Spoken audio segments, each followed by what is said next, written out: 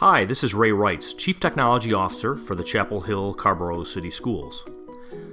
I thought I'd provide you with a very brief introduction to our budgeting discussions. As you know, our goal is to collect your feedback on our recommendations, most of which were voiced at our last meeting. During our October 21st Technology Advisory Committee meeting, district stakeholders, including teachers, parents, and staff, reaffirmed our commitment to a digital-aged learning model.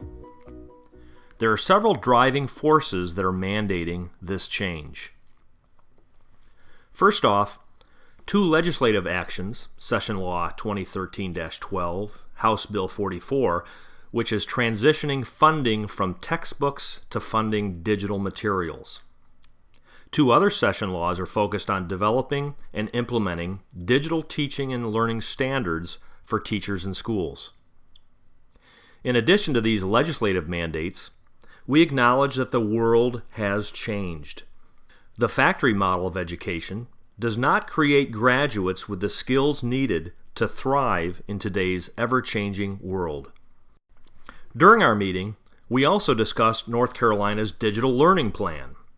This plan is being developed by NC State's Friday Institute for Educational Innovation. This plan focuses on the elements of a digital-aged learning model, including demonstrated mastery of content and competency, anywhere, anytime learning, personalized learning, student-centered instruction, digital content, assessments integrated into learning activities, parent portals, and project-based learning. These are forward-thinking concepts. During our meeting, we discussed these and the many barriers that exist in the current system. We've been talking about these for years. All this talk led one of our teachers on our TAC to express in frustration, "What's it gonna take to get moving forward with all of this?" Kenan Edie, a second grade teacher at McDougall, and her students are ready now. They want to teach and learn in a technology-infused environment. We hear similar expressions of frustration from teachers at every level. I'd like to offer one of the reasons why forward progress with our goals is so challenging. Christensen, Johnson, and Horn, in their study on disruptive innovation, point out that most organizations resist change or disruptive innovations. The organization itself works to shape any new disruptive innovation into a sustaining innovation, one that fits the processes, values, and economic model of the existing organization. This is evident in the way that many districts have added technology over the past 20 years. Technology was considered an add-on to the existing structure. It's frosting on the cake.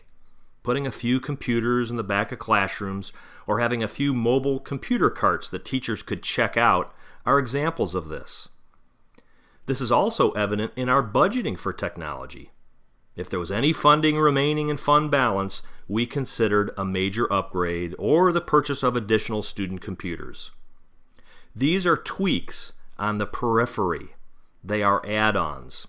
This type of practice reinforces that technology is in addition to the existing model. It sustains the existing model. Scott McLeod, in the December 2014 edition of District Administration, commented, "The biggest barrier is our mindset. Everyone went to school. We each have our own mental model of what school is and how it operated based on our experience. But we're talking about a really different approach here. We need to design schools for our students' needs today, for their future, not our past. Technology is fundamental to the teaching and learning process now. It can no longer be thought of as an add-on." Breakthrough innovation occurs when you start at the core and actually displace existing practices. This is when real change occurs. It requires an initial investment and sustained support of the new innovation. The businesses and organizations that survived the digital conversion that took place during the early part of this century were the ones that embraced disruptive innovations.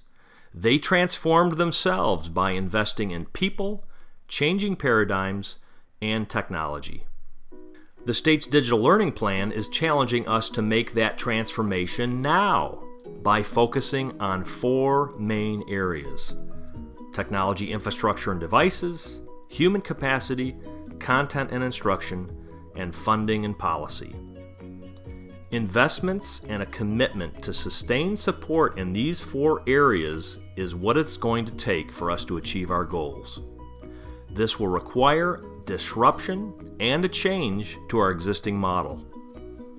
The budget documents we've shared with you contain our initial talking points. They identify the needs that we believe are most important to address. We're interested in the TAC's comments and advocacy on these as we move into the budget development process.